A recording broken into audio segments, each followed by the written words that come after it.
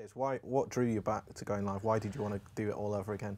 Well, if I could name drop for a little bit, I was at my house, and Reshay from JLS, he'd pop round, because he was around the corner, and we were sitting there, and he goes, "Oh, what are you doing?" He went, "Oh," I said, "I'm going to go on tour, do a stand-up tour," and he sort of went, "Oh, what are you doing that for?"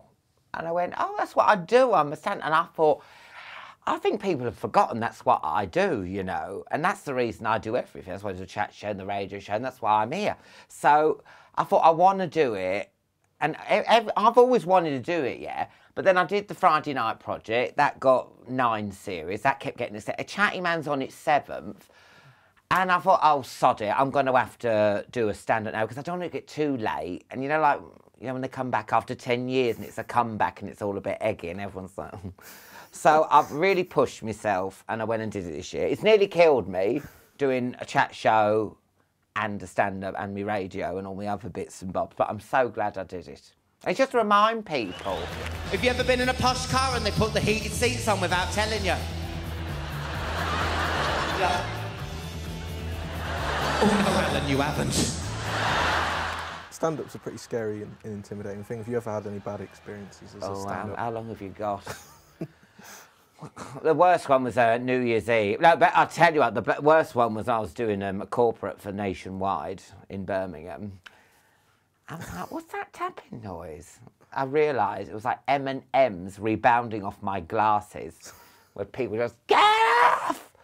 Like that, just throwing M&M's at me, peanuts and the normal ones. And so that's the worst thing, having things thrown at you. And they hadn't set the lights up properly. When I came on stage, the spotlight missed me and was like a woman on a wheelchair in the side of the thing, just out of nowhere. So I had to like ask her to move so I could actually get into the actual spotlight. I mean, it was the worst setup gig ever. Then people just shouting, "Get off, you're rubbish." But then when the mayoress came on to thank everyone, she got pelted with a load of cake and buns. So I think they were just a nasty piece of work. When I came to see you, you did have a fan who wanted your tie, and you gave her your tie. Oh, no. Give. I'm not a taker. I mean, in the opposite, of people being throwing stuff like knickers on stage, people loving you? Knickers. At one gig, this couple came up, this couple of girls, with a banner that had "I love Jimmy Carr," and they'd crossed Jimmy out with a biro and put Alan above it, which I'm all for recycling, but it was just a bit rude. Basically a slap in the face. My local gym has banned me from certain gym equipment because I put everyone else off. Have you seen me on a cross trainer? I noticed, obviously, you're a regular tweeter about all things X Factor. Do you rub your hands with glee when you see people like Kitty Brucknell coming on your TV screen and think this, you know... Oh, well, it's good also for Chatty Man when we got a monologue, you know, because if everyone was like Janet Devlin, I mean, you'd be a bit like, oh... I mean, I love Janet, I think she's great, but I don't think she's got the X Factor, do you know what I mean? Mm. But yeah, when she's on, and like, especially when Katie Weisel last year, and yeah, anyone a little bit quirky, I love it. And who are you rooting for now Kitty's gone? Keeps changing all the time now. I like Craig. Mm.